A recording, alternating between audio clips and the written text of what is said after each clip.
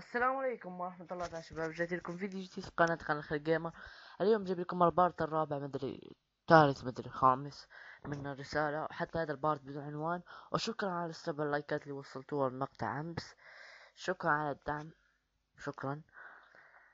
والله والله ما ادري وش اقول. يلا نبدأ.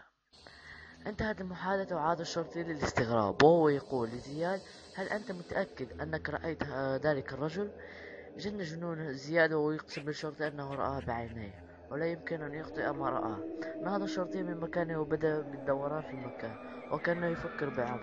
ثم خاطب زياد قائلا: هل تصدق أنت تعيدني إلى ما قبل 7 سنوات تقريبا مضت؟ كان هناك قضية بالشرطة. هذا الشاب كان يدعى أن صديق والديه اختفوا، وأنهم في مزرعة مهجورة، وأن طاردهم مجهول ودخل مقبرة وكتاب مقدس وأشياء غريبة قريبة مما ترويه الآن. كان زياد يتابع حديثه باهتمام، والشرطي يستطرد. أتذكر تلك الليلة التي جاء إلينا فيها وقال أنه يطاردونه. أتذكر الشيء الوحيد الغريب الذي وجدناه هو سيارته، ولكنها كانت في منطقة بعيدة وداخل أحد المقابر. والأغرب كانت تستقر بمقعدها الأمامي يد كلب مقطوعة. يكاد الشرطي يذكر تلك العبارة الأخيرة، إلا وقف زياد من مكانه خوفا، وسأل الشرطي بشعوبة: أتقول يد كلب؟ قال الشرطي: نعم، يد كلب مقطوعة. لماذا؟ لم يجيب زياد، بل طارد بالتفكير بعيدا إلى حيث المكان الذي كان فيه قبل الساعات، حيث رأى ذلك الرجل الغامض يعالج قدم ذلك الكلب المقطوع. نعم، إنها ذات المهمة. إنهم يتعرضون لما تعرض إليه ذلك الشاب الذي تكلم عنه الشرطي. ذلك الشاب لم يكن يكذب، بأن من يطاردونهم من جعلوا الناس يعتقدونه كذابا. كان زياد يحلل هذه الأمور وهو يعرف أن الخطر قادم، بل أن القصة بدأت للتو، وأن ماذا بهذا يد الكلب المقطوع؟ هل تذكر بشيء؟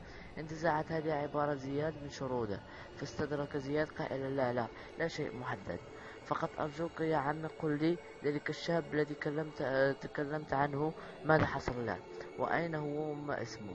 أتذكر أنه تم بدأ الشرطي مستغربا وهو يجيب: أتذكر أنه تم إيداعه مستشفى أمراض نفسية، لأن الأطباء أثبتوا وقتها أنه مريض بمرض اسمه الفصام، واعتقد أن اسمه كان عبد الرحمن.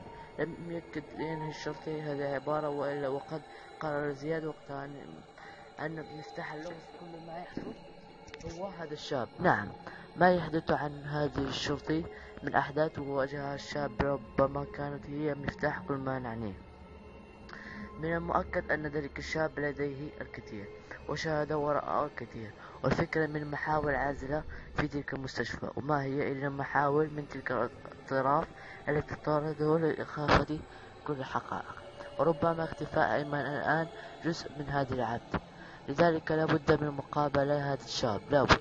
وانطلق زياد تاركا ذلك الشرطي، انطلق ليجد وسيلة لمقابلة المدعو عبد الرحمن في ذلك المستشفى.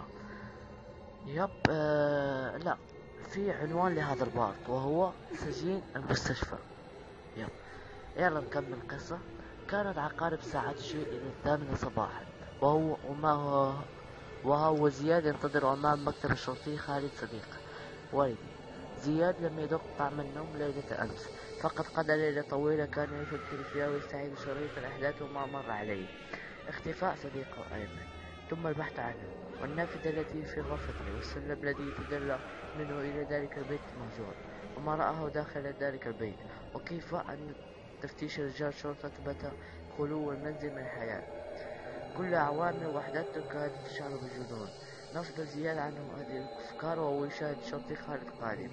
نهض زياد وصافح الشرطي ثم رافقه إلى المكتب. كان زياد يمنى نفسه بأن يمنح الشرطي خالد أمر المستشفى بإطلاق مدعو عبد الرحمن، أو على الأقل الإذن بالزيارة المتكررة.